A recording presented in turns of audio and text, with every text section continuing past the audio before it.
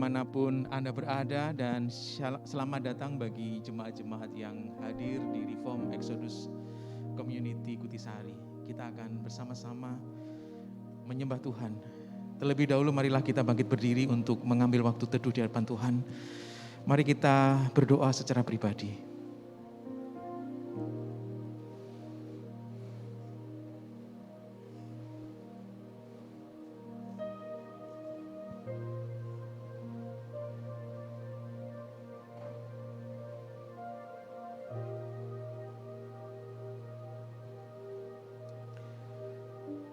Jemaat yang dikasihi Tuhan, mari kita dengan penuh sukacita dan hormat masuk di dalam undangan Allah Tritunggal yang menciptakan, menebus, dan memelihara hidup kita.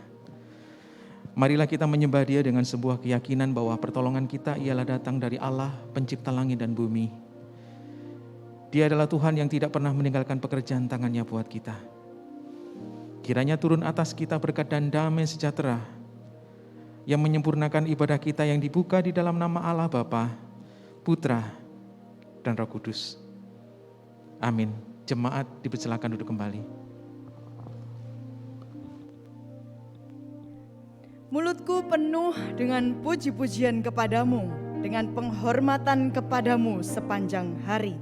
Mari jemaat Tuhan dengan penuh ucapan syukur kita menjawab undangannya, memuji dan menyembah Dia, Allah penebus juru selamat kita.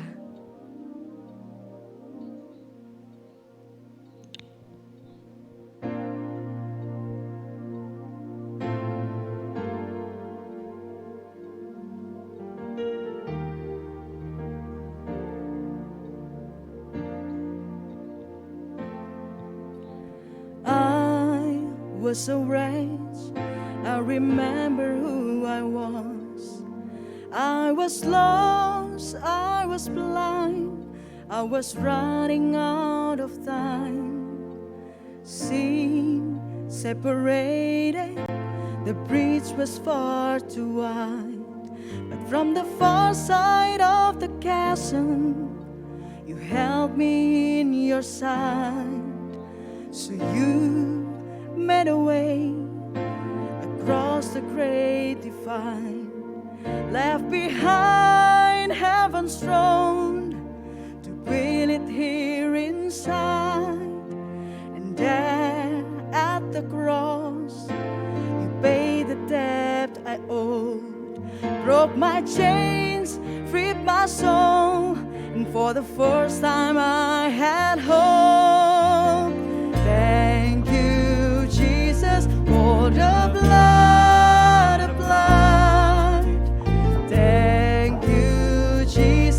It has washed me white. Thank you, Jesus, you have saved my life. Brought me from the darkness into glorious light.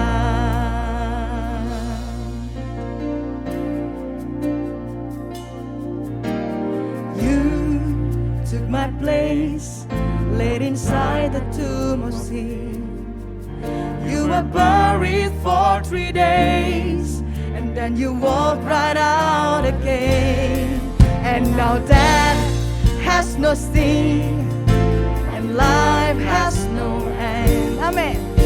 For I have been transformed by the blood of the Lamb. Mari katakan bersama. Thank you, Jesus, for the blood applied. Thank you, Jesus, it has washed me white. Thank you, Jesus, you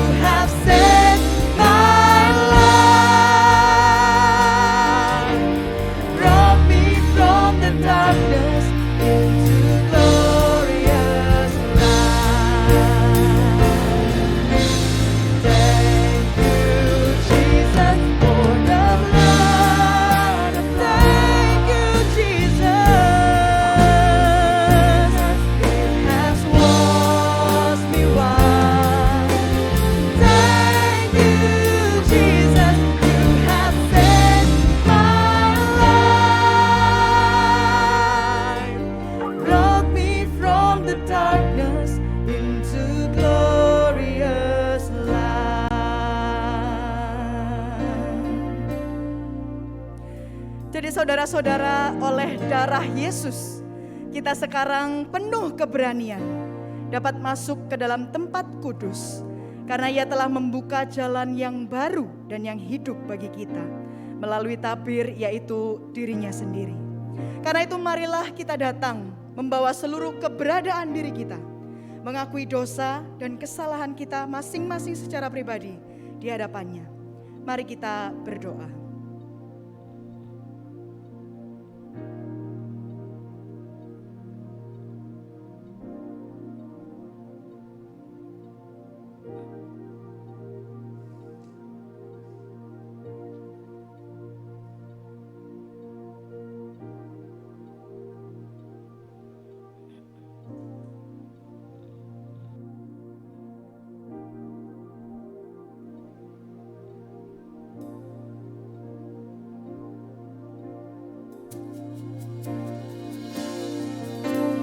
There is nothing stronger than the wonder-working power of the blood.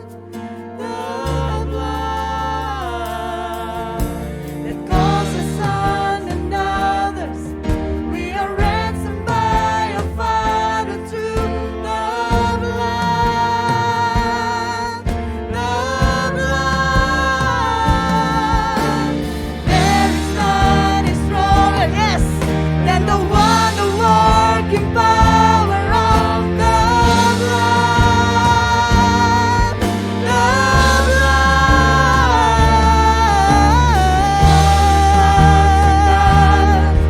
We are ransomed by our Father through the blood. The blood. Thank you, Jesus, for the blood. Thank you, Lord. It has washed me white. Thank you, Jesus. You have saved my life. Brought me from the darkness into glorious light. Brought me from the darkness into glorious light.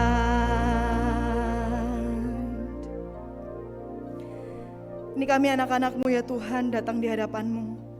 Ampuni kami yang seringkali masih cenderung hidup bagi diri kami sendiri, untuk kesenangan kami sendiri, untuk keuntungan kami sendiri. Ampuni kami ya Tuhan.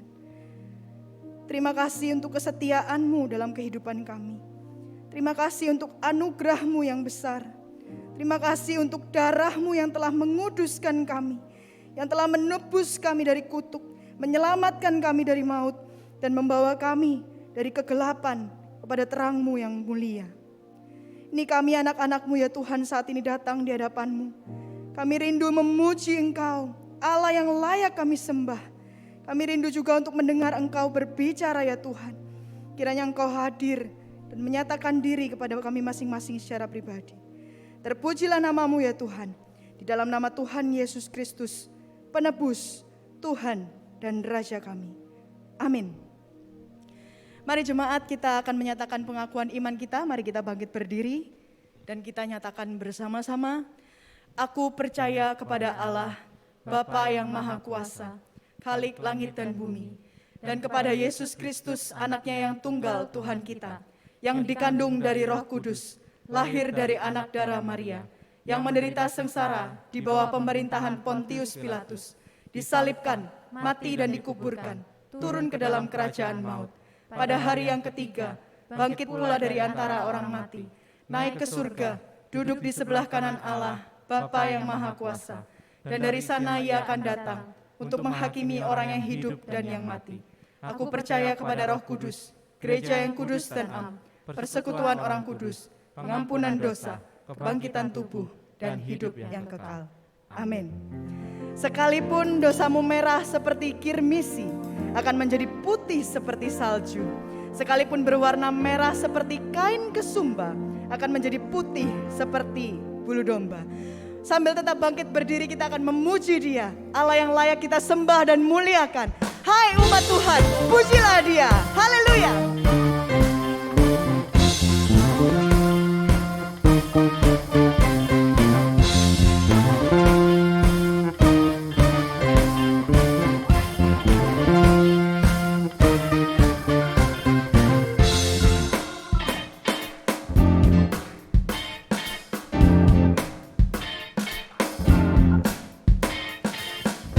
Dan bumi, pujilah Tuhan, sebab Dia ciptakan semuanya. Keagungannya mengatasi langit bumi, sembah sujud di hadapannya. Mari semua yang bernafas memuji Tuhan. Haleluya. Langit dan bumi, pujilah Tuhan. Yes Lord, sebab Dia ciptakan semuanya. Keagungannya mengatasi langit bumi, sembah sujud di hadapannya. Mari bersorak bersama. Ku puji, ku sembah, ku puji, ku sembah Yesus Kristus Sang Penebusku. Ku puji, ku sembah, ku puji, ku sembah Yesus Tuhan dan Rajaku. Sungguh punyamulah kebesaran dan kejayaan, kehormatan, kemasyuran dan keagungan. Langit dan bumi, pujilah Tuhan, sebab Dia ciptakan semuanya. Keagungannya mengatasi langit bumi, sembah sujud di hadapannya. Semuanya serukan bersama. Ku puji, ku sembah, ku puji, ku sembah Yesus Kristus Sang Penebusku. Ku puji, ku sembah, ku puji, ku sembah Yesus Tuhan dan Rajaku.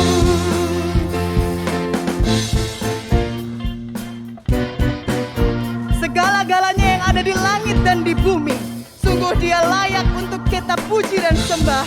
Mari semua yang bernafas memuji Tuhan. Haleluya. Haleluya. Amin. Haleluya. Amin. Yeah. Haleluya. Amin. Haleluya. Amin. Haleluya. Haleluya. Amin. Haleluya. Amin. Haleluya. Amin. Haleluya. Amin. Haleluya. Amin. Haleluya.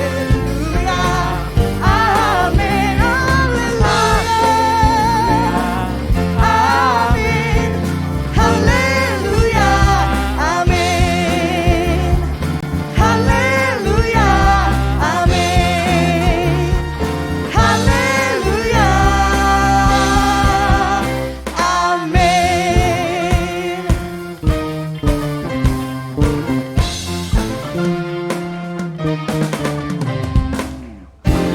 Haleluya.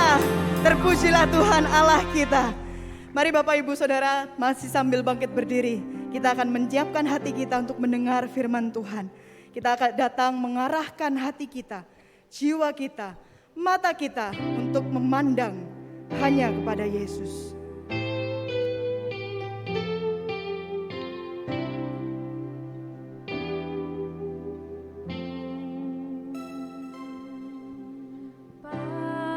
Pandanglah pada Yesus, pandanglah wajah mulianya.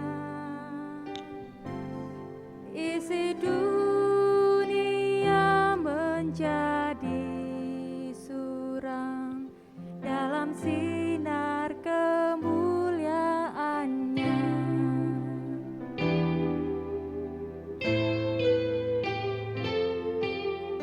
Pandang pada bukitnya, kasih kasih-Nya telah dinyatakan.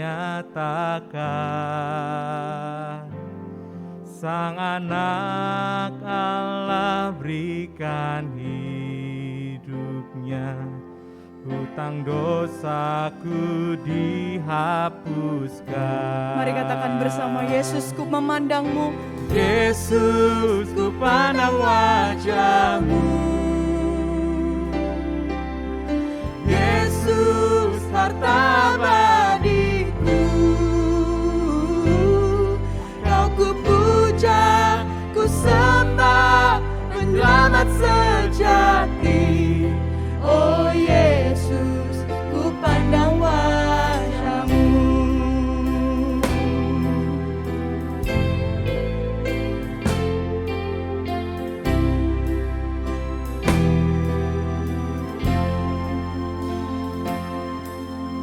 Pandang pada baginya,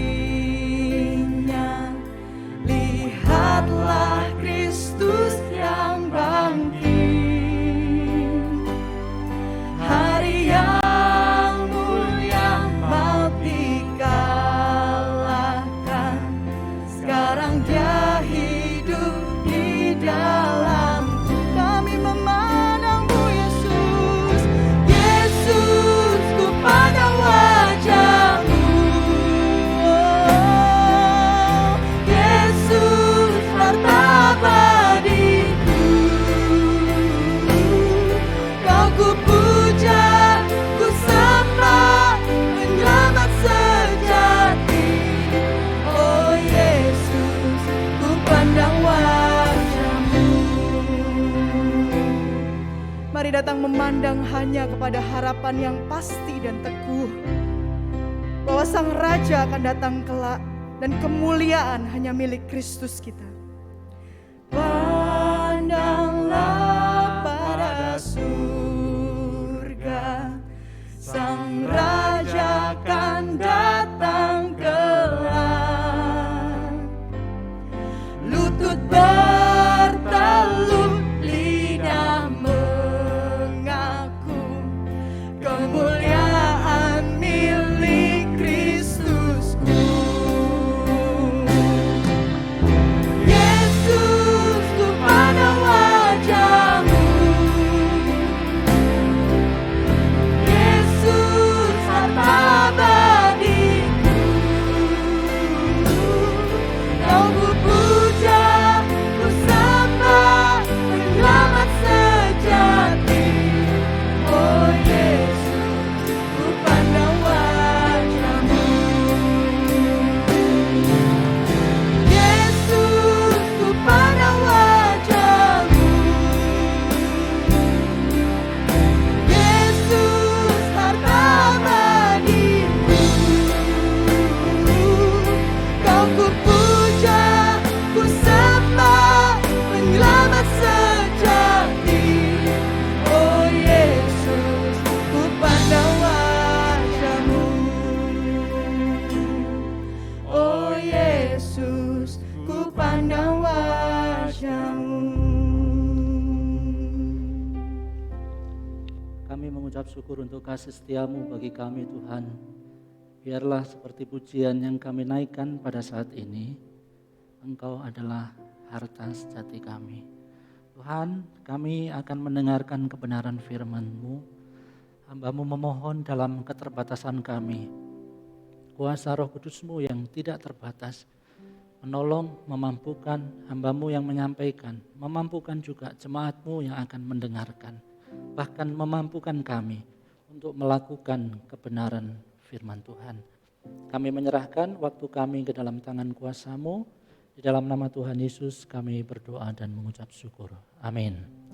Silakan duduk kembali. Bagi jemaat yang hadir di tempat ini, juga jemaat yang mengikuti ibadah di rumah masing-masing, salam. Bersyukur jikalau Tuhan masih memberikan kesempatan kepada kita untuk kita beribadah bersama-sama, dan kita sudah memuji, mendengar, dan kita akan mendengarkan kebenaran firman Tuhan. Nah, Bapak Ibu yang dikasihi oleh Tuhan, tema kita pada saat pagi hari ini adalah, atau saat ini adalah kebaikan hati adalah ibadah yang murni. Sebelum kita membaca firman Tuhan, saya membawa ini Bapak Ibu. Bapak Ibu tahu ini? Ya, yang KU1 sudah tahu dong. Nah, ini adalah uang ya. Sependek pengetahuan saya di dunia ini, kalau uang itu pasti dua sisi, betul ya. Kita bisa membeli dengan mata uang yang sah, dengan mata uang yang benar. Nah, ini 100.000. Orang suka sekali melihat gambarnya Pak Presiden yang pertama ini. Ya. Tapi bagaimana kalau uang itu hanya sesisi saja seperti ini ya. Nah, ini sisinya enggak ada. Pasti uang itu tidak berlaku. Ya, tidak bisa buat membeli, itu uang yang tidak ada artinya. Dan seperti ini tidak ada artinya karena ini memang kertas saya ngeprint. Saya tidak bermaksud memalsukan, tapi saya ingin mengingatkan. Ketika kita berbicara ibadah, sebetulnya juga seperti uang ini. Ada dua sisi yang tidak terpisahkan, yaitu hubungan kita dengan Tuhan dan hubungan kita dengan sesama. Ya. Ada hubungan vertikal kita dengan Tuhan, tapi juga sisi yang lain itu ada hubungan dengan sesama. Jadi nanti kalau melihat uang 100.000 ingat ibadah ya. Nah, saudara-saudara yang dikasihi Tuhan, namun kecenderungan beberapa orang kalau ngomong tentang ibadah itu selalu yang berkaitan dengan hal-hal yang dikerjakan di tempat ibadah itu, betul? Apalagi kalau kita ngomong tentang kerohanian, biasanya orang menilai seseorang, orang lain, yang rohani itu adalah yang aktivitas di gerejanya itu banyak gitu. Pokoknya setiap hari datang ke gereja, setiap hari baca firman, begitu. Setiap hari bahkan mungkin beberapa orang memiliki ukuran, kalau dia itu dengar lagu rohani setiap hari, wah itu pasti rohani gitu. Jadi dia nggak mau mendengarkan pujian selain pujian rohani. Enggak mau dengarkan lagu selain lagu rohani. Gitu. Tapi apakah benar seperti itu? Apakah ukuran kerohanian seseorang itu hanya dinilai dari aktivitas dia datang ke gereja, dinilai dari apa yang dia kerjakan, mendengarkan baca firman, misalkan terus dengar pujian, orang seperti itu? Apakah batasan kerohanian seseorang hanya seperti itu? Nah, ternyata tidak, saudara-saudara. Kalau kita membaca firman Tuhan yang nanti kita akan pelajari bersama-sama, ternyata saudara-saudara, ibadah itu bukan hanya berbicara mengenai relasi dengan Tuhan. Tapi sekali lagi ibadah itu berbicara juga mengenai relasi dengan sesama manusia. Keduanya itu saling berdampingan. Bukan hanya seperti uang. Mungkin kalau Bapak Ibu melihat rel kereta api, seperti itulah. Relasi dengan Tuhan dan relasi dengan manusia harus berjalan seimbang. Saudara-saudara, mari kita membaca firman Tuhan dari Yakobus. Pasal yang pertama ayat yang ke-27. Mari kita baca bersama-sama firman Tuhan. Yang ada di rumah bisa melihat layar. Saya sudah mencantumkan di sana. Kita baca bersama-sama. 1, 2, 3. Ibadah yang murni dan yang tak bercacat di hadapan Allah, Bapa kita, ialah mengunjungi yatim piatu dan janda-janda dalam kesusahan mereka dan menjaga supaya dirinya sendiri tidak dicemarkan oleh dunia. Amin. Nah, saudara saya dikasihi Tuhan, ini adalah satu bagian yang ditulis oleh Yakobus, si penulis surat ini. Nah, untuk lebih dalam atau lebih mempermudah memahami isi surat ini, saya pikir kita perlu sedikit mengenal siapa sih penulis dari Yakobus ini. Ya pastilah namanya Yakobus begitu kan. Kalau yang nulis Anton mungkin surat Anton begitu. Nah, tapi pertanyaannya begini, Yakobus kan banyak pada waktu itu. Kalau kita membaca di dalam Kisah Rasul 1 ayat 13 saja di sana ada beberapa nama Yakobus. Kenapa? Karena Yakobus pada waktu itu adalah nama pasaran, saudara-saudara. Seperti nama sekarang, misalkan Bambang begitu ya. Kalau Bapak Ibu di pasar tradisional panggil teriak aja, Bambang gitu, pasti 1-2 orang noleh. Di gereja kita aja kalau panggil Kesia gitu, paling enggak ada 4 orang yang noleh, saudara-saudara. Nah ini kan Yakobus yang mana, saudara-saudara? Nah, sangat diyakini dengan beberapa bukti, ini adalah Yakobus dari saudara Tuhan Yesus. Ini adalah saudara Tuhan Yesus. Dan beberapa catatan mengatakan bahwa Yakobus ini adalah orang yang sangat saleh di dalam kehidupannya. Kalau kita membaca di dalam Kisah Para Rasul 15, di sana ada seorang disebutkan yang memimpin sebuah rapat dan diyakini itu adalah Yakobus. Dia adalah orang yang sangat saleh. Yakobus dikenal sebagai orang yang benar. Dia dikenal juga orang yang memiliki kehidupan doa yang luar biasa. Yakobus melakukan hukum Taurat sedemikian rupa, luar biasa. Tapi yang menarik dari Yakobus adalah dia melakukan itu semua di dalam karya terang Kristus. Dia tidak melakukan itu sebagai sebuah legalisme, pokoknya melakukan ini, melakukan itu, melakukan keabahan ini, kesalehan ini dan itu. Enggak. Tapi dia benar-benar melakukan dengan satu dasar yang benar, yaitu karya Kristus yang telah dia alaminya. Dan kalau kita membaca surat Yakobus, saudara-saudara, ada banyak konsep tentang perbuatan. Bukan perbuatan untuk menyelamatkan seseorang, bukan. Bukan perbuatan yang bertujuan untuk aku melakukan ini, melakukan itu supaya selamat, bukan. Tapi satu konsep perbuatan ya yang didasarkan pada keselamatan atau yang didasarkan pada firman yang telah mengubahkan orang tersebut. Jadi kalau beberapa orang mengatakan, loh Yakobus ini kok bertentangan ya. Di satu sisi firman Tuhan mengatakan keselamatan anugerah. Tapi Yakobus kok mengatakan, kamu kerjakan keselamatan itu. Sebetulnya ini bukan bertentangan. Tapi kita harus melihat Yakobus itu hanya ingin menegaskan bahwa keagamaan atau pengetahuan tentang kebenaran dan iman ya itu perlu diwujudkan secara konkret dalam setiap aspek kehidupan. Jika tidak, maka itu hanya menipu diri sendiri. Ini yang ditegaskan oleh surat Yakobus. Yakobus kentara sekali di dalam suratnya, dia menentang, dia anti kepada keagamaan yang tidak memiliki bukti konkret di dalam kehidupannya. Yakobus menentang orang-orang yang melakukan keagamaan itu hanya sebatas legalisme dan bahkan melakukan itu melulu untuk Tuhan, terus untuk Tuhan, tapi melupakan orang-orang yang ada di sekitarnya. Saudara-saudara yang dikasihi oleh Tuhan, Yakobus sekali lagi ingin apa yang sudah diterima oleh orang-orang Kristen, pengetahuan tentang keselamatan, pengetahuan tentang Kristus, pengetahuan tentang kasih Allah yang sudah mereka terima, itu benar-benar diwujudkan di dalam kehidupan hari lepas hari. Nah, saudara-saudara yang dikasihi oleh Tuhan, bagi Yakobus, orang Kristen itu bukan hanya dituntut untuk mengetahui, beriman, terus melakukan hubungan yang berhubungan dengan Tuhan. Tidak. Tapi itu benar-benar harus terpancar dalam kehidupan sehari-hari. Nah, saudara-saudara dikasihi oleh Tuhan, secara khusus di dalam ayat yang ke-27 yang sudah kita baca tadi, kita akan melihat sebetulnya ini adalah satu bagian dari tema besar atau payung besar, yaitu bagaimana seseorang itu meresponi firman Tuhan. Secara garis besar begini, kalau Bapak Ibu membaca di dalam ayat 19 sampai 20, Yakobus berbicara mengenai penerimaan firman. Orang yang sudah menerima Kristus, menerima firman itu, orang yang sudah diubahkan oleh firman itu. Lalu di dalam bagian selanjutnya, ayat 22 dan 27, Yakobus berbicara tentang orang yang melakukan firman. Kalau sudah diubahkan oleh firman, kalau sudah menerima firman, lalu kelanjutannya bagaimana?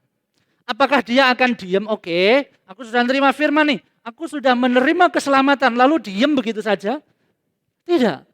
Yakobus memberikan contoh bagaimana orang yang sudah menerima firman atau orang yang sudah diubahkan itu melakukan firman.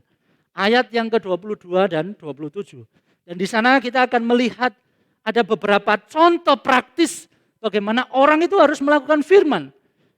Bagian sebelum ini, sebelum ayat 27 atau di ayat 26, di situ dikatakan bagaimana orang itu harus mengekang lidahnya. Mengekang lidahnya sebagai bukti bahwa dia ini ya dia harus melakukan firman itu, dan salah satu contohnya mengekang lidah supaya apa? Dia ayat 26 begini ya. Jikalau ada seseorang menganggap dirinya beribadah tetapi tidak mengekang lidahnya, ia menipu dirinya sendiri. Maka sia-sialah ibadahnya itu. Bagaimana orang itu harus menjaga ini, tidak menyakiti. Di bagian-bagian yang lain juga dikatakan bagaimana mungkin orang yang menyembah Allah tapi juga bersamaan itu menghina ciptaan Allah. Itu tidak mungkin. Makanya ini harus dijaga. Ibadah itu bukan hanya berbicara tentang Tuhannya, tapi juga berbicara tentang relasi dengan ciptaan Tuhannya. Lalu di dalam bagian selanjutnya, contoh praktis berikutnya adalah mengunjungi yatim piatu dan janda, lalu menjaga diri dari keduniawian. Sekali lagi saudara-saudara, kita melihat dari ayat ini, Yakobus ingin menegaskan bahwa inti dari keagamaan atau kekristenan itu sebetulnya adalah bagaimana orang itu melakukan firman Tuhan. Mari kita melihat di bagian selanjutnya. Yakobus sekali lagi di sini mengatakan ibadah yang murni dan yang tak bercacat di hadapan Allah. Ya, kalau di ayat 26 juga ngomong menganggap dirinya beribadah. Ada 2 kali di situ dikatakan kata tentang ibadah. Nah, ibadah, sebetulnya ibadah itu apa sih? Apakah ibadah itu sekali lagi hanya hubungan dengan Tuhan saja? Apakah ibadah itu hanya sesuatu yang bersifat vertikal? Datang ke gereja, memuji Tuhan, membaca firman, berdoa, mendengarkan pujian dan lain sebagainya. Bukan. Ternyata ibadah itu sekali lagi berbicara mengenai relasi. Kalau kita membaca di dalam Roma 12 ayat yang pertama, di sana dikatakan demikian. Karena itu saudara-saudara, demi kemurahan Allah aku menasihatkan kamu supaya kamu mempersembahkan tubuhmu sebagai persembahan yang hidup, yang kudus dan yang berkenan kepada Allah. Itu adalah ibadahmu yang sejati. Kalau kita melihat dari ayat ini, sekali lagi sebetulnya kalau ngomong tentang ibadah, ada persembahkanlah tubuhmu. Ini berbicara tentang apa sih? Ini berbicara tentang seluruh kehidupan kita. Berbicara tentang seluruh aspek kehidupan kita. Memberikan kehidupan kita sepenuhnya untuk Tuhan. Segala aspek kehidupan adalah termasuk dalam ibadah. Bukan hanya sesuatu yang unsurnya vertikal dengan Tuhan, dengarkan firman, baca firman, memuji, bukan. Tapi juga sesuatu yang sifatnya horizontal. Bagaimana kita berinteraksi dengan keluarga, bagaimana kita berkomunikasi dengan pasangan, bagaimana kita berinteraksi memperhatikan orang-orang yang ada di sekitar kita, itu adalah ibadah. Saudara-saudara dikasih oleh Tuhan, kalau kita melihat contoh lain misalkan di dalam Alkitab, di dalam Matius 22 ayat 36 dan 40, di sana juga sangat jelas sekali ketika Tuhan ditanya, Tuhan atau Guru, hukum manakah yang paling tinggi? Lalu Tuhan Yesus mengatakan apa? Tuhan Yesus menjawab, kasihlah Tuhan Allahmu dengan segenap hatimu, dan dengan segenap jiwamu dan segenap akal budimu. Itulah hukum yang terutama dan pertama. Sampai di situ saja? Enggak. Lalu Tuhan Yesus melanjutkan, itulah hukum yang terutama dan pertama, dan hukum yang kedua yang sama dengan itu, di sini tidak dikatakan, dan hukum yang kedua yang lebih rendah daripada itu, enggak. Tapi di sini dikatakan yang sama dengan itu, yaitu apa? Kasihilah sesamamu manusia seperti dirimu sendiri. Pada kedua hukum inilah tergantung seluruh hukum Taurat dan kitab para nabi. Saudara-saudara dikasih oleh Tuhan, sekali lagi kalau kita ngomong ibadah, ya itu tidak hanya berbicara mengenai vertikal, tetapi juga berbicara mengenai horizontal, hubungan dengan sesama. Dan tidak kebetulan saudara-saudara, ketika Yakobus memakai kata ibadah di dalam bagian ini. Nah, kata ibadah yang digunakan ya, ini tidak identik melulu artinya itu kebaktian, kegiatan di tempat ibadah gitu, bukan. Ya, tapi kata ini merujuk pada sesuatu sistem kepercayaan atau upacara keagamaan tertentu dalam suatu agama kepercayaan itu. Jadi apapun yang dilakukan oleh seseorang yang menganut kepercayaan tertentu itu ibadah.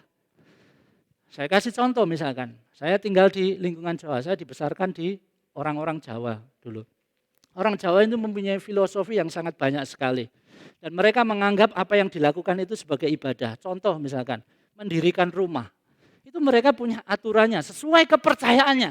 Mendirikan rumah begini, kalau mau makan begini, mau pergi aja hari-hari tertentu. Misalkan Jumat Kliwon nggak boleh pergi misalkan. Bukan hanya itu, tapi mengenai relasi dengan sesama itu juga ada aturannya. Misalkan mencari pasangan, gitu. Cari pasangan itu nggak boleh arahnya begini. Kalau orang Jawa pasti kenal yang namanya ngalor ngulon, atau ngalor itu utara, ngulon itu barat. Jadi utara barat itu nggak boleh. Itu. Jadi kalau rumahnya misalkan Kutisari, lalu pacarnya di daerah mana itu, PTC, Surabaya Barat, nggak boleh gitu. Itu nanti salah satunya akan mati, katanya begitu. Ya, katanya begitu. Nah, inilah yang dimaksud ibadahnya seperti itu. Segala sesuatu yang dikerjakan, apapun itu, nah itu termasuk di dalam treskeia ini. Nah saudara-saudara, kebaktian, ya kita bertemu di gereja, kita memuji Tuhan bersama, itu adalah salah satu bagian integral di dalam ibadah itu. Nah sekali lagi saudara-saudara, ketika Yakobus membahas ini, yang menarik juga adalah ada kata murni, sejati. Itu adalah ibadahmu yang murni dan sejati, ayat yang ke-27 ya, murni dan yang tak bercacat di hadapan Allah Bapa kita. Kita sudah tahu ibadah itu ternyata seluruh aspek kehidupan. Lalu maksudnya murni dan tak bercacat itu apa? Maksudnya apa? Nah saudara-saudara yang dikasih oleh Tuhan, kalau kita melihat konteksnya pada waktu itu, memang benar ada orang-orang yang beribadah dan melakukan kegiatannya dengan segala hal, aktivitasnya dengan Tuhan. Tapi Yakobus juga melihat ada loh orang-orang yang memang sepertinya beribadah, sepertinya memiliki kerohanian yang kuat, tapi sebetulnya itu hanya palsu. Makanya kita melihat di dalam bagian ini, Yakobus ingin menegaskan demikian. Apa yang tampak sejati belum tentu murni di mata Allah yang suci. Yakobus ingin menghindari hal ini. Yakobus tidak ingin hanya orang itu melakukan, oke, kamu melakukan ini semuanya baik, bahkan kamu melakukan memperhatikan orang-orang di sekitarmu baik. Kamu mengasihi orang-orang yang terlantar, orang yang tertekan itu baik. Tapi sekali lagi saudara, biarlah itu menjadi sebuah kemurnian, bukan kepalsuan, bukan dengan satu tujuan atau landasan yang keliru. Saudara saya dikasih oleh Tuhan dan ini kadang-kadang kita juga alami ya. Kadang-kadang kita tertipu dengan hal-hal yang tampaknya itu murni, tampaknya itu luar biasa, tampaknya itu bahkan di dalam ibadah pun terjadi kadang-kadang ya. Wah ibadahnya bagus, luar biasa, jemaatnya bersorak-sorak, semua WL, waduh benar-benar kayak ngero banget gitu. Tapi pertanyaannya saudara-saudara, apakah itu benar-benar murni dan tidak bercacat di hadapan Tuhan? Belum tentu saudara. Ada orang-orang yang mungkin melayani hanya sebagai ekspresi. Oh ini loh aku bisa nyanyi. Oh, dia bisa nyanyi jingkrak-jingkrak, saya mau nyanyi salto-salto. Saudara-saudara, kadang-kadang ada seperti itu. Nah makanya Yakobus mengatakan murni dan tak bercacat. Nah tolak ukurnya apa? Ibadah yang murni dan tak bercacat di hadapan Allah. Secara khusus konteksnya pada waktu itu di Yakobus.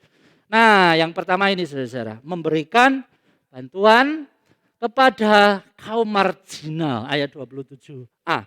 Memberikan bantuan kepada kaum marginal atau memberikan perhatian kepada mereka yang tak berdaya. Saya membaca sekali lagi, ibadah yang murni dan yang tak bercacat di hadapan Allah Bapa kita ialah mengunjungi yatim piatu dan janda-janda dalam kesusahan mereka. Memberikan bantuan kepada kaum marginal. Nah saudara-saudara perlu dipahami bahwa beribadah kepada Allah tanpa kepedulian itu merupakan sebuah kontradiksi. Karena apa? Yang benar relasi dengan Allah itu justru seharusnya apa? Berdampak pada relasi secara horizontal dengan sesama kita. Nah, contohnya begini loh. Kalau kita ini beribadah, ini pokoknya hanya Tuhan, Tuhan tidak memperdulikan orang-orang di sekitar kita, itu sama aja kayak begini. Saya ini pengen badannya proporsional. Kalau bisa badan saya ini six pack. Wah, kalau tadi saya ngobrol badannya bukan six pack, tapi triple pack katanya. Satu besar di bawah sama. Ada orang yang pengen seperti itu. Wah, aku pengen sehat. Tapi setiap kali ada makanan enak, ya kadang-kadang saya juga tergoda ya. Kalau sudah ada sesuatu yang menggoda, selalu yang dikatakan apa? Dietnya besok saja. Yang sekarang makan dulu, dietnya besok saja. Dan itu terjadi terulang-ulang. Nanti kalau sudah badannya agak nggak proporsional begitu, saya katakan nggak proporsional, nggak mengatakan besar atau mudah terlihat enggak ya, tapi proporsional gitu ya. Nanti kalau sudah pengen tuh ada makanan, aduh aku pengen makan lagi. Nah itu kontradiksi banget sih menurut saya. Satu sisi pengen sehat, pengen proporsional, tapi satu sisi makannya loss, nggak teratur. Itu kontradiksi sih. Nah sama juga, ketika kita ini beribadah kepada Allah, tapi kita ini nggak memperhatikan orang-orang di sekitar kita, sama aja itu kontradiksi. Itu nggak ada artinya saudara. Dan inilah yang ditegaskan oleh Yakobus di dalam bagian ini. Membahas keterkaitan relasi dengan Allah yang harus terwujud di dalam kehidupan sehari-hari. Bukan wacana, tapi itu harus nyata. Yaitu apa? Memperhatikan para janda dan yatim piatu. Dan saudara-saudara kalau saudara melihat surat Yakobus sekali lagi, Yakobus concern di dalam bagian ini. Di dalam ayat yang ketiga, Yakobus itu berbicara mengenai kalau kamu menyembah Allah, kamu itu jangan sampai ngata-ngatai orang atau menghina atau melecehkan orang lain yang sama-sama ciptaan Allah. Lalu juga Yakobus pasal 2 mengatakan kalau kamu ini beriman kepada Tuhan, tapi kamu mengabaikan sesamamu, ya itu juga percuma. Iman tanpa perbuatan adalah mati. Itu di pasal 2 dikatakan seperti itu. Jadi sekali lagi saudara, Yakobus itu ingin mengatakan ini loh, kamu itu relasi dengan Tuhan itu benar-benar harus terwujud dengan relasi dengan sesamanya. Nah, kalau kita melihat juga Yakobus ini memberikan sebuah nasihat berupa larangan di dalam ayat yang ke-26 ya. Kalau di sana dikatakan kalau orang itu jikalau ada seorang menganggap dirinya beribadah tetapi tidak mengekang lidahnya, ia menipu dirinya sendiri. Maka sia-sialah ibadahnya. Mengekang itu ada satu larangan, harus jaga nih lidahmu supaya kamu enggak sia-sia ibadahmu. Tapi di sisi yang lain, di ayat yang ke-27, Yakobus ini memberikan satu perintah. Ya, memberikan satu perintah yang harus dikerjakan. Saudara-saudara kalau kita ini misalkan begini, saya kasih contoh. Kalau kita ini melihat orang tua, gitu, waktu jalan di depan kita lalu jatuh, terpeleset, mungkin karena kulit pisang. Karena kalau orang terpeleset kulit pisang itu biasanya menimbulkan tertawa gitu ya, lucu banget gitu, kok isa gitu loh. Kulit pisang diinjak, yang kurang ajar siapa sih? Ya yang buang itu sebetulnya ya. Nah pertanyaannya begini, kalau kita ada melihat orang jatuh nih, pertanyaan begini, kalau kita mau ngapain? Yang benar mau ngapain? Yang salah seperti apa? Kalau misalkan saya begini, waduh ada orang jatuh, aduh ya Tuhan jatuh gitu, diam gitu deh. Ini benar atau salah? Yang enggak salah, ya benar ya, iya sih gitu. Tapi kalau kita ini begini, ada orang jatuh, terus ketawa, wah kapok kan, kalau jalan itu matanya digunakan gitu loh. Itu ada jelas itu kulit pisang kok jadi injek gitu. Nah ini benar atau salah? Pasti salah, apalagi nggak nolong, cuma memaki gitu kan, ngelek-ngelek gitu. Apa menyukurkan ya, menyukurkan bahasa Indonesianya apa ya? Menyukurin gitu ya, itu kan keliru. Nah itu pasti keliru, tapi pertanyaannya, yang benar itu apa? Hanya diam aja, pokoknya aku nggak menyakiti dia. Aku mau pengen ketawa nanti, takut ketawa karena dosa gitu, diam aja gitu. Nah, Yakobus nggak ingin seperti itu saudara. Yakobus memberikan perintah kalau engkau melihat seperti itu ya, anak yatim dan para janda, itu harus ada satu tindakan, ya menolong mereka begitu ya, menolong saudara-saudara. Nah, kita itu nggak bisa mengatakan begini, pokoknya saya tidak mengganggu mereka dan tidak tidak mengganggu, tidak mengolok-olok mereka. orang-orang yang kekurangan ini, ya toh, aku tidak menghina, oh miskin kamu, enggak seperti itu, memang dosa itu. Aku enggak menghina mereka, pokoknya aku diam aja lah. Ya sudah cukup, enggak bisa. Yakobus ingin mengatakan, kamu harus melakukan sesuatu, harus ada tindakan nyata. Saudara-saudara yang dikasih oleh Tuhan, pertanyaannya begini. Kalau di sini dikatakan janda dan para yatim. Nah, apa? Siapa mereka itu? Pergumulannya seperti apa?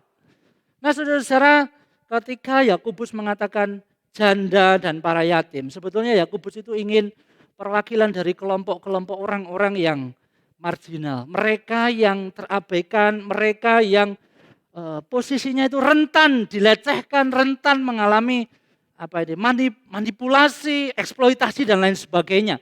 Yang memang digunakan pada Yakobus menggunakan kata janda dan anak yatim secara khusus konteks pada waktu itu. Kalau kita melihat budayanya ya, pada waktu itu kan yang dihargai yang laki-laki.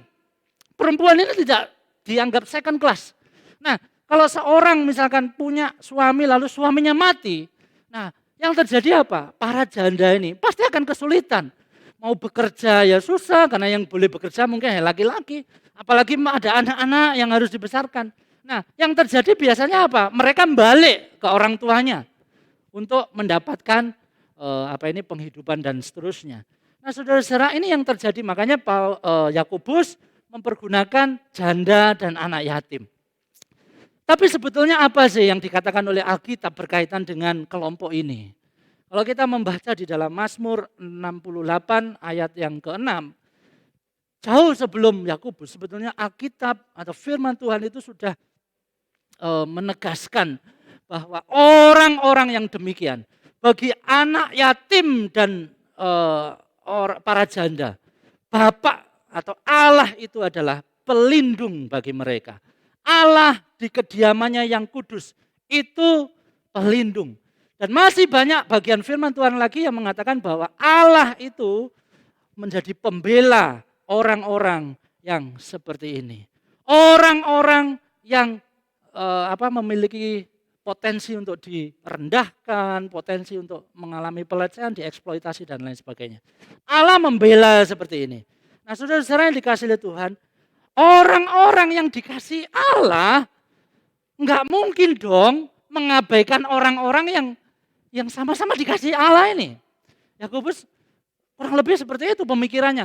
Kalau mereka aja dikasih Allah, ya, kalau mereka dikasih Allah, nah kamu ini loh yang menyembah Allahnya sama. Masa kamu enggak mengasihi mereka? Kurang lebih seperti itu. Nah, Yakobus ingin mengatakan seperti itu. Nah, saudara, sangat tidak masuk akal, saudara. Kalau orang itu mengaku ibadah kepada Allah, tapi di dalam kehidupannya itu mengabaikan orang-orang yang ada di sekitarnya. Enggak peduli dengan orang-orang yang ada di sekitarnya. Enggak bisa. Yakobus menegaskan bagian ini, saudara. Yakobus juga ingin mengingatkan, dulu orang-orang yang dikasih Allah, jemaat-jemaat yang menerima surat ini, sama. Dulu adalah orang-orang yang terhilang. Mereka adalah orang-orang yang berdosa. Tapi mereka juga dikasih Allah kok. Mereka juga menerima anugerah Allah itu kok. Nah, di antara mereka itu juga ada orang-orang yang miskin, yang membutuhkan pertolongan. Nah, kenapa engkau tidak memperhatikan orang-orang seperti ini? Yakobus sekali lagi mengatakan itu sesuatu yang enggak benar. Nah, saudara saya dikasih oleh Tuhan. Pertanyaan selanjutnya begini. Wujud kasih itu apa? Wujud kasih itu apa? Saudara-saudara, kasih di sini tentu bukan hanya sebatas simpati atau empati. Kasih di sini itu mewujudkan sebuah tindakan. Bukan hanya perasaan, saudara. Saudara, makanya ini penting ya. Tanpa diwujudkan, kepedulian kepada sesama itu adalah sebuah kesia-siaan. Misalkan nih, saya melihat ada teman saya waktu kehujanan gitu. Udah hujan deras gitu. Melihat di depan rumah saya, aduh kasihan ya gitu terus. Aduh kasihan ya kamu ya, kehujanan ini loh. Aduh nanti lek sakit ya apa? Tapi kita tidak mempersilahkan dia, ayo mampir dulu atau ini loh payung buat kamu gitu. Nah itu percuma, saudara-saudara. Kasih itu tidak hanya seperti itu. Aduh kasihan ya kamu nggak punya uang. Sehari ini kamu belum makan ya? Belum. Aduh kasihan ya, berdoa weh. Tapi di satu sisi dia punya makanan. Omong kosong saudara-saudara. Nah ini yang dimaksudkan di dalam Yakobus ini. Ketika dia mengatakan mengunjungi, itu ada satu tindakan, ada satu pemberian, ya bukan sekedar datang lalu melihat gitu. Mengunjungi itu juga memberikan sesuatu bantuan. Nah saudara-saudara, apa yang kita peroleh dari bagian ini? Kita ini sebagai orang-orang Kristen yang sudah diselamatkan dan menerima anugerah Allah. Kadang-kadang kita ini lupa atau kurang peka dengan orang-orang yang ada di sekitar kita. Betul ya? Mari kita belajar. Ketika kita ini menjadi orang yang sudah diselamatkan, kita itu juga melihat orang-orang yang di sekitar kita. Mereka sama-sama mungkin orang-orang diselamatkan, saudara-saudara seiman kita. Tapi mereka juga mungkin orang-orang yang memang belum mengenal Allah. Tapi ya firman Tuhan katakan ya kau tetap mengasihi mereka. Kita di gereja punya pelayanan diakonia. Sejauh mana kita terlibat memperhatikan saudara-saudara kita. Kita juga punya pelayanan di Papua. Bagaimana di sana ada orang-orang atau anak-anak yang kurang mampu. Kita bisa mengambil bagian untuk mengambil anak asuh misalkan 1 atau 2. Supaya mereka bisa sekolah. Kita juga mungkin yang memiliki karyawan banyak misalkan. Bagaimana kita memperlakukan karyawan kita? Apakah kita hanya mengeksploitasi atau kita mengasihi mereka, mempedulikan mereka kalau sakit misalkan? Apakah kita memberikan sesuatu untuk menolong mereka? Atau kita hanya mengambil tenaganya, pokoknya kamu masuk. Aku nggak peduli kamu sakit, nggak ada alasan, pokoknya kamu masuk. Seperti itu. Ini menjadi sebuah peringatan bagi kita. Saya tinggal di satu perumahan yang masih bebas kadang-kadang penjual gitu lewat ya. Saya beberapa kali ngomong sama istri, kasihan ya. Ada orang yang sudah tua gitu ya, naik sepeda, jualan es gitu ya. Gitu. Saya pokoknya kalau dia lewat, saya usahakan untuk membeli gitu ya, walaupun hanya itu 3 atau 2 begitu, saya beli. Walaupun saya nggak makan, ya, anak saya yang makan biasanya. Terus penjual apalagi itu biasanya sering lewat, penjual bipang, berat gitu, panas-panas, kasihan itu. Ya saya nggak salah kan, saya bilang kasihan ya nggak salah ya. Tapi apakah hanya saya bilang kasihan gitu. Terus penjual apa nih yang sering lewat itu rabanat, tahu ya rabanat ini yang muda-muda nggak tahu gitu. Yang pakai biola itu. Panas-panas gitu. Waduh panas, orang Jawa orang bilang itu panas ngentang-ngentang itu. Apa bahasa Inggrisnya? Panas, hot, kentang itu apa? Panas kentang-kentang itu diinggriskan jadi lucu ya. Kasihan gitu. Ya udahlah beli gitu untuk menolong dia begitu. Nah, ada banyak hal yang kita bisa lakukan saudara. Menolong orang-orang yang berkekurangan. Bahkan saudara, saya meyakini Tuhan itu mengatur, memelihara orang-orang yang sedemikian ini, saya yakin. Tapi Tuhan juga menuntut ada orang-orang yang peduli yang Tuhan bisa pakai untuk memelihara mereka. Saudara, tahun 2004 saya lulus SMP, saya memutuskan untuk tidak sekolah karena ibu saya janda. Ya, ibu saya janda, kondisi ekonomi tidak memungkinkan, akhirnya sudah saya nggak mau sekolah. Tapi pada waktu itu saya ditawari, kamu mau nggak sekolah? Ya maulah, tapi ada syaratnya apa? Masuk panti asuhan. Dari dengar kata aja panti asuhan, ini pasti berpikir ya panti asuhan itu begini. Ya udah nggak apa-apa. Dan benar saudara saya masuk tahun 2004. Masuk di sebuah panti asuhan di daerah Malang saudara. Dan benar, saya merasakan bagaimana bersandar pada Tuhan dan mengharapkan orang-orang yang Tuhan pakai untuk memelihara. Kadang-kadang beras habis. Saya bingung, ini Bapak asrama ini nggak ada beras nih nggak makan. Ditelepon orang, ini ya ada jemaat. Ngambil ya di daerah sana. Ngambil, jalan kaki ngambil, dimasak. Itu pernah nggak ada pagi mau makan nggak ada. Adanya apa? Pisang rebus 1, ya udah dimakan pisang rebus 1. Dan beberapa kali terjadi. Dan bersyukur Tuhan memakai orang-orang seperti ini. Nah, andaikan misalkan tidak ada orang-orang yang digerakkan Tuhan atau tidak ada orang-orang yang peduli, mungkin saya tidak bisa sampai saat ini saudara. kita tidak tahu siapa yang kita tolong. Mungkin Tuhan bisa memakai orang yang kita tolong ini menjadi pelayan Tuhan mungkin, menjadi hamba Tuhan mungkin, kita tidak tahu. Saya yakin Tuhan memelihara mereka, tapi Tuhan juga menuntut kita untuk peduli kepada mereka. Nah, ini yang pertama. Lalu yang kedua, saudara. Lalu yang kedua, menjaga diri dari kecemaran. Ya, menjaga diri dari kecemaran, ayat 27b. Di sana dikatakan demikian. Menjaga supaya dirinya sendiri tidak dicemarkan oleh dunia. Nah, kecemaran dunia itu apa sih?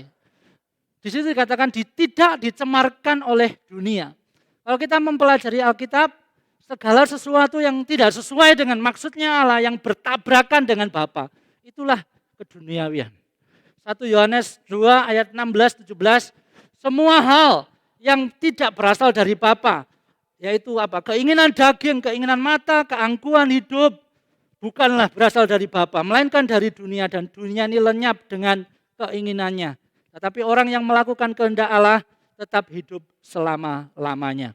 Nah, maksudnya menjaga diri dari kecemaran dunia yang ada kaitannya dengan memperhatikan orang lain itu maksudnya gimana? Nah, saudara-saudara, begini. Ayat yang ke-27 ini sangat kemungkinan Yakobus melihat situasi pada waktu itu ada banyak orang yang sebenarnya sudah melakukan kebaikan. Mereka juga menolong orang-orang yang terlantar, para janda, anak-anak yatim, mereka sudah tolong. Tapi saudara-saudara, motivasi mereka itu keliru, saudara-saudara. Mereka itu melakukan itu bukan untuk wujud kekudusan, tapi untuk pembenaran. Ya, perbuatan baik itu dilakukan hanya untuk pembersihan kejahatan. Nah, tidak seperti ini. Kebaikan itu harus muncul, seperti tadi di awal dikatakan, itu sebagai respon kita terhadap firman Tuhan. Ya, Yakobus berulang kali menegaskan bagian ini. Yakobus mengatakan, kita ini loh banyak salah. Kita ini walaupun melakukan firman Tuhan 99%, ada 1% saja keliru. Kita ini enggak layak. Jadi kalau kamu tujuanmu itu melakukan perbuatan baik hanya untuk pembenaran, itu sesuatu yang mustahil, itu enggak benar. Itu enggak benar. Karena apa? Karena perbuatan yang kita kerjakan, perbuatan baik, menolong, mengunjungi itu sebagai wujud. Sekali lagi itu sebagai wujud. Karena kita sudah diubahkan. Lalu yang kedua, bagian selanjutnya masih berkaitan dengan supaya kita tidak tercemari oleh dunia. Yaitu ketika Yakobus mengingatkan orang-orang Kristen pada waktu itu begini. Orang itu ya, kalau sudah melihat kekayaan, melihat uang, melihat harta yang banyak begitu, lalu tujuan hidupnya itu hanya untuk hal-hal yang duniawi ini. Saudara-saudara, pertanyaannya, orang itu akan mudah memperhatikan sekelilingnya, orang-orang di sekitarnya, atau akan sulit untuk memperhatikan orang-orang yang di sekitarnya? Jawabannya pasti akan sulit. Kenapa? Hatinya ini tertuju kepada sesuatu yang fana, yaitu kekayaan dan lain sebagainya. Dia sibuk dengan yang didapatkan, yang dinikmati, sampai lupa memperhatikan orang-orang lain. Saudara-saudara yang dikasihi oleh Tuhan, inilah yang dimaksudkan Yakobus. Cara pandang dunia itu menghalangi orang-orang itu menghargai kaum marginal, termasuk orang-orang yang di dalamnya janda dan anak-anak yang yatim piatu itu. Hawa nafsu itu sudah membuat orang berfokus pada dirinya sendiri. Semua yang dilakukan itu hanya untuk apa? Mengejar kesenangan. Dan itu ditegur oleh Yakobus di dalam pasal 4 ayat 1 sampai dengan yang 4. Sekali lagi Yakobus concern di dalam bagian ini. Nah, bagaimana caranya kita ini supaya tidak terjerumus atau tidak tersesat kepada pandangan yang dunia terus seperti itu. Nah, kita harus mengingat akan kasih Allah, saudara. Ya. Untuk mendapatkan orang berdosa, Allah itu rela menjadi manusia dan memberikan segalanya. Masakan kita yang berdosa ini ya, lebih memilih dia, memilih dunia daripada Tuhan sendiri. Yakobus itu ingin mengatakan demikian. Tuhan itu ya, untuk menebus engkau orang berdosa, ya, Tuhan itu loh rela datang jadi manusia. Masakan Tuhan yang sudah rela ini kamu abaikan. Kamu lebih memilih dunia daripada mengutamakan Kristus ini. Nah, saudara yang dikasihi oleh Tuhan, ini yang kita harus ingat senantiasa. Bagaimana kita harus mengingat apa yang Tuhan sudah kerjakan. Nah, sebagai penutup saudara ini, mengingat kebaikan Kristus yang telah kita terima, itu adalah cara terbaik untuk belajar peka dan mengasihi sesama. Mengingat kebaikan Kristus yang telah kita terima, itu adalah cara terbaik untuk belajar peka dan mengasihi sesama. Kalau kita hidup sampai saat ini, situasi kita seperti ini, kondisi kita seperti ini, mari kita mengingat, iya ya, ini semua karena Kristus. Apalagi kalau kita mengingat kita ini sebagai orang berdosa, lalu kita ingat Kristus begitu mengasihi kita, Allah mau turun menjadi manusia untuk menyelamatkan kita. Masakan kita, aduh Tuhan, aku tak pilih ini aja lah, dunia. Aku tahu sih, engkau sudah datang jadi manusia mengasihi aku tak pilih dunia. Seperti itu. Sebagai orang Kristen, saya pikir kok enggak ya. Pasti kita akan lebih memilih Kristus. Mengasihi, mengingat kebaikan Kristus.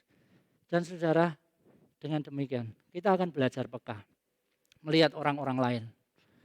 Melihat saudara kita yang seiman, mereka yang berkekurangan. Bahkan mungkin melihat pasangan kita. Melihat orang-orang yang Tuhan tempatkan kepada kita.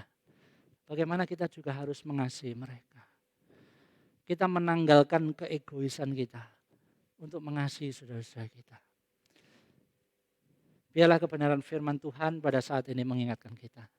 Untuk kita yang sudah menerima firman, yang sudah diubahkan oleh firman, kita juga menjadi pelaku-pelaku firman. Mari kita berdoa.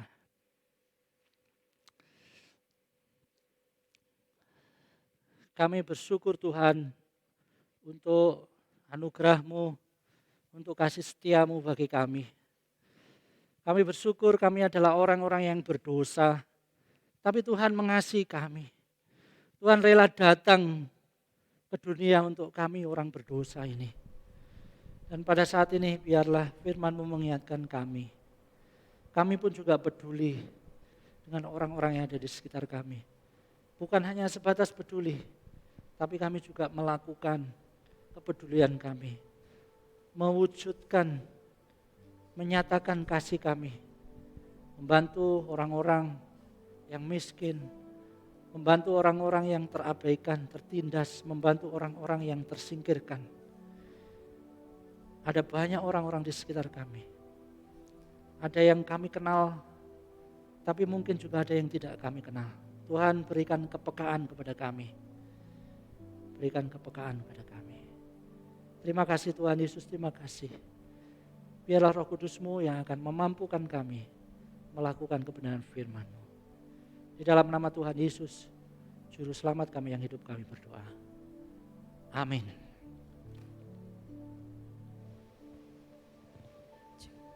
Puji Tuhan, kiranya firman Tuhan hari ini kembali menegur kita dan mengingatkan kita dan kita mau berjalan sesuai dengan firman-Nya. Mari kita meresponi firman Tuhan dengan memberikan persembahan. Jemaat bisa memberikan persembahan melalui QRIS transfer ke rekening yang sudah ditampilkan di layar masing-masing, atau jemaat yang ada di Rekutisari bisa memberikan persembahan di kotak persembahan yang tersedia. Sambil memberikan persembahan, kita merenungkan satu pujian, hidup yang jujur.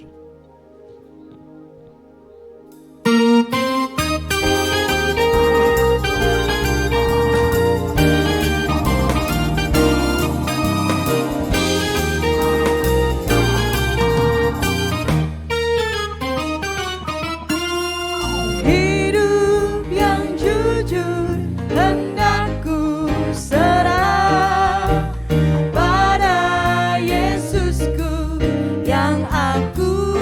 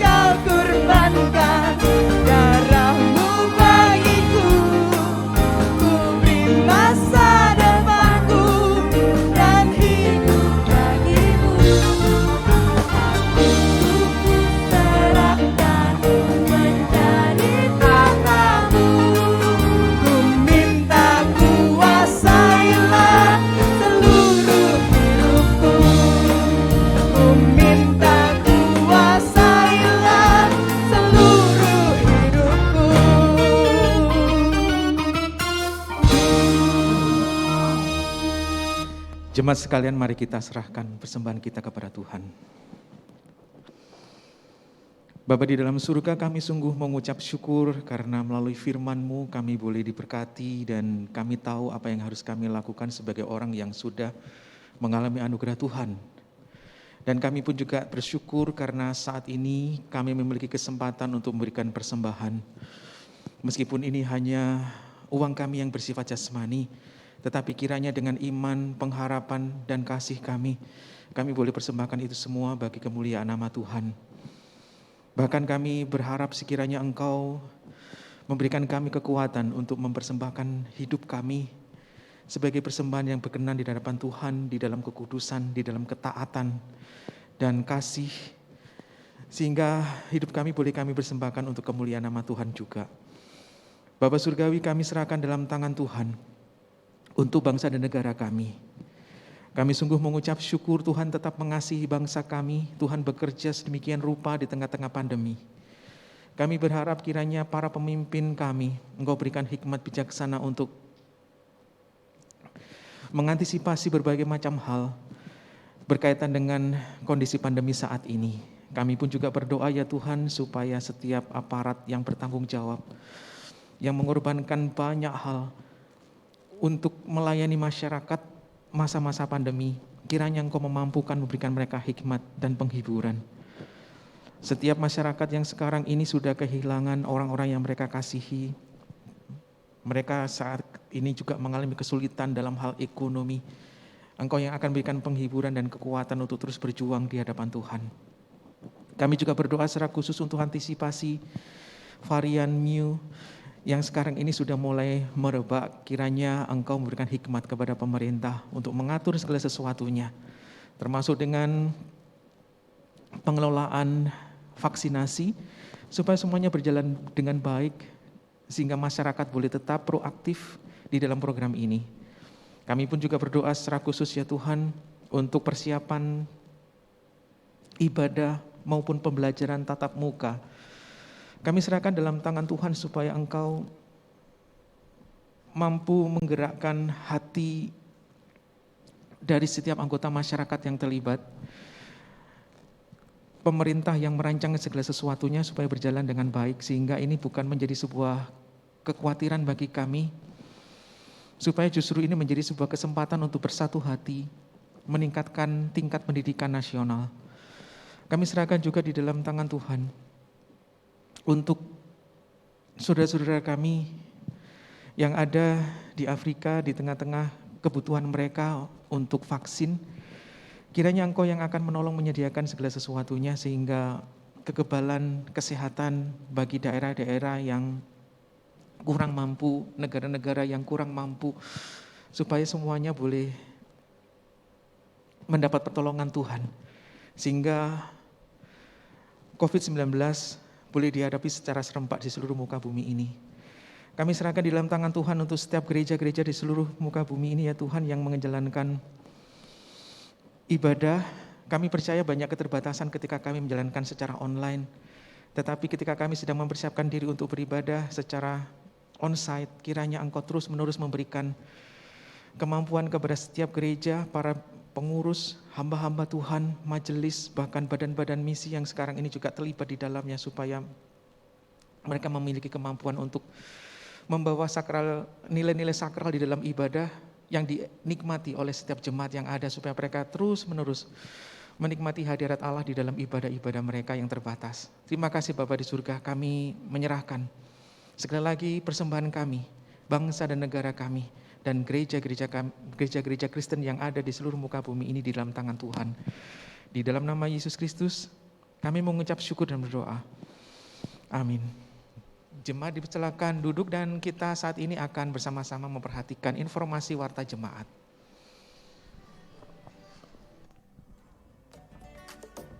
Halo jemaat sekalian, welcome to Reform Exodus Community.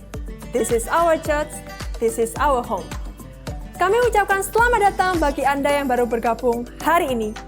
REC adalah gereja yang tepat bagi Anda yang peduli dengan care, teaching, and mission. Jika Anda ingin mengarah secara lebih mendalam atau terhubung dengan komunitas tertentu di REC, atau ingin didoakan, jangan ragu untuk menghubungi nomor berikut ini. Kami mengucapkan selamat kepada Anda yang berulang tahun di minggu ini.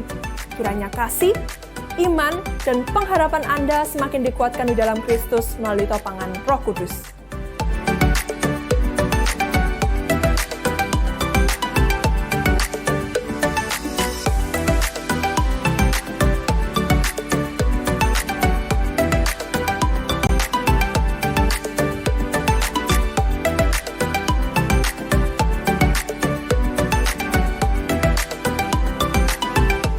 Mari meluangkan waktu beberapa menit untuk mendoakan dan mengucapkan selamat kepada jemaat REK yang berulang tahun di minggu depan.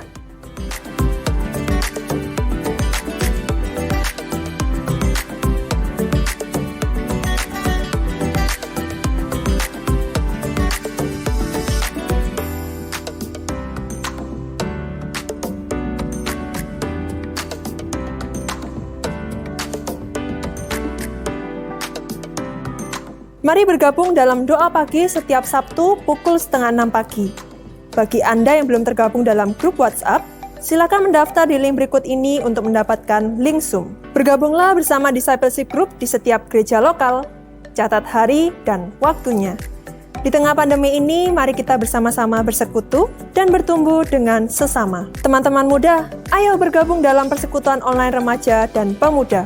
Info link Zoom silahkan menghubungi kontak berikut ini ya. Kita bersyukur karena oleh kemurahan Allah Tritunggal dan melalui dukungan doa dan dana dari Anda, proyek renovasi gedung gereja REK Inden terus menunjukkan perkembangan. Mari kita tuntaskan apa yang sudah kita kerjakan. Silahkan transfer dukungan Anda ke rekening berikut ini.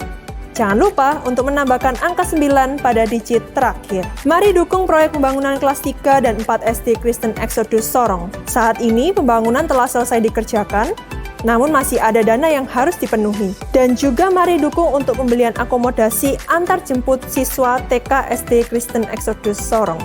Persembahan dapat diberikan melalui rekening misi berikut ini. Untuk info lebih lanjut hubungi Ibu Venisa.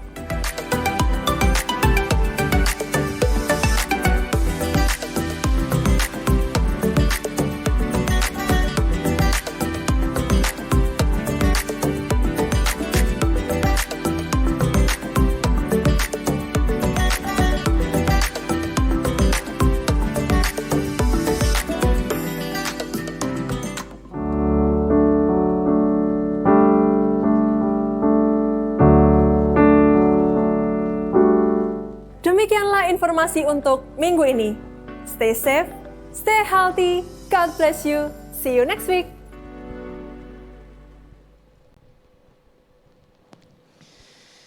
Jemaat yang dikasihi Tuhan, mari kita menjadi pelaku-pelaku firman.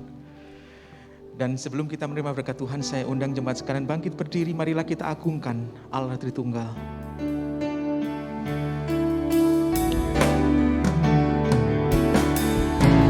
Puji Dia Allah Bapa, Putra Roh Kudus Tritunggal, Allah mulia berkuasa. Puji Dia Raja segala. Jemaat yang terkasih, marilah kita menyerahkan hidup kita kepada Allah yang akan senantiasa memberikan kekuatan untuk menjadi pelaku-pelaku firman. Dan sekarang terimalah berkat-Nya. Kiranya Allah Bapa memberkati dan melindungi engkau dengan berkat jasmani maupun rohani. Kiranya Yesus Kristus menyinari engkau dengan wajah-Nya dan memberikan kasih karunia keselamatan surgawi. Dan kiranya Allah Roh Kudus menghadapkan wajah-Nya kepadamu dan memberikan damai sejahtera yang akan mengiring engkau sampai Kristus datang yang kedua kali. Dan terimalah semua berkat-berkat itu hanya di dalam nama Yesus Kristus. Amin. Silakan duduk untuk mengambil waktu teduh. Ibadah selesai. Tuhan Yesus memberkati kita semua.